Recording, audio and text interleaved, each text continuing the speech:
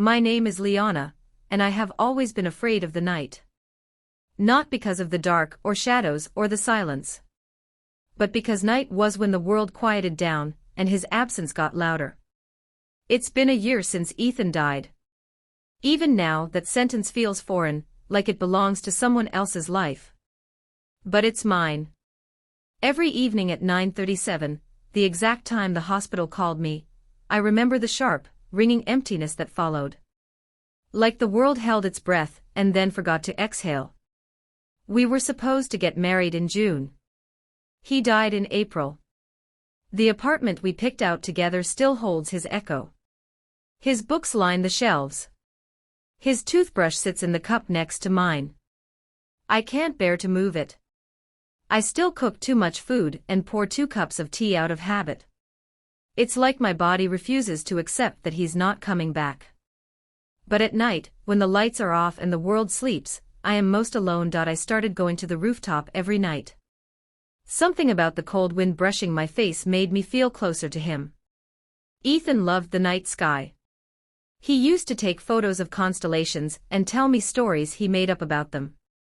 This one, he'd say, pointing to a cluster of stars, is us. That's you, bright, stubborn, and that's me, always trying to catch up. I'd laugh and nudge him, you're such a liar. True. But you love me. And I did. I still do. The first night I climbed up there alone, I sat cross-legged in the corner, hugging a pillow to my chest. I looked up and whispered, "Are you there?" Of course, he didn't answer. But the wind grew stronger, and something about it made me stay a little longer. 3 months after he died, someone moved into the apartment across the rooftop. I didn't know his name. He was quiet. Always on the phone during the day, rarely seen otherwise. One night, I was sitting in my usual spot, tears running silently down my cheeks when I heard footsteps behind me. "Didn't mean to startle you," he said gently. "Just grabbing some air." I wiped my face quickly and turned. He looked about 30, soft eyes, a kind face. "You're fine," I said, trying to sound normal. We didn't talk again for a while. But slowly, over time, we started nodding when we saw each other. Then small conversations. Then tea. His name was Adam. Adam never asked me what happened. He didn't pry. But one night he said, "You come up here a lot." "It's quiet," I replied. "I come here when I miss someone too." That was the first time I realized he was grieving too. His sister had passed in a car accident a year before. They were close, lived together in London, and she was the only family he had. He moved here to escape the memories. "So you get it," I whispered. "I do." After that, something shifted. Not suddenly, but gently. Like learning to breathe again. We didn't fall in love quickly. It wasn't like it had been with Ethan, head first, sparks, the rush of everything. With Adam, it was different. It was quiet companionship. Tea on cold nights. Long walks without words. Watching movies and falling asleep on opposite sides of the couch. But it was healing. I still wrote Ethan letters. "Dear Ethan, today I met a man who smiles like you did when I was being ridiculous. Dear Ethan, I made your favorite soup. It didn't taste the same. Dear Ethan, I'm not sure if I'm moving on or just learning to carry you better." I kept them in a notebook under my bed. It helped me survive the nights I couldn't talk to anyone. One day, I told Adam about them. His eyes didn't flinch.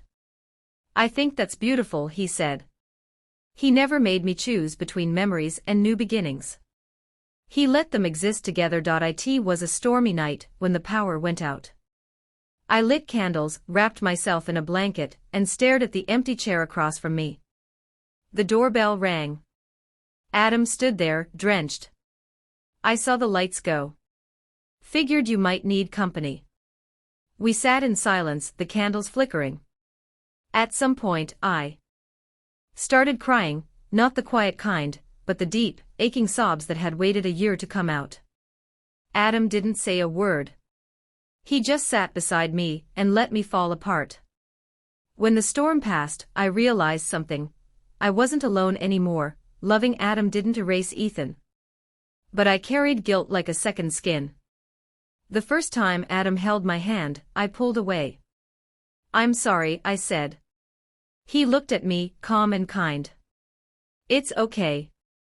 We'll go slow." And we did. He never rushed me. Never asked for more than I could give. He gave me room to grieve and space to grow. One night, I kissed him for the first time. My heart ached and fluttered. "I still love Ethan," I whispered. "And I still miss my sister," he said. "We're not broken. We're just becoming." A year and a half later, I wrote one last letter to Ethan. "Dear Ethan, you were my first great love. You taught me how to laugh with my whole soul. Losing you felt like losing a part of myself. But I'm learning to live again. I've met someone. He doesn't replace you, no one ever could. But he's gentle. He makes tea when I'm tired and sits with me on the rooftop like you used to. I think you'd like him. Thank you for loving me. I'll always carry you. But now, I'm ready to let light in again. With all my heart. Liana, it's been 3 years. Adam and I got married last spring. We moved to a small house on the outskirts of town, where the sky is clearer and the nights are full of stars. We still sit on the rooftop sometimes. Only now, it's our rooftop. There's a swing. A small herb garden. A wind chime that tinkles with every breeze. And some nights, when the wind blows just right, I look up at the stars and say, "I remember you, Ethan." And I swear the night answers softly, "I remember you too."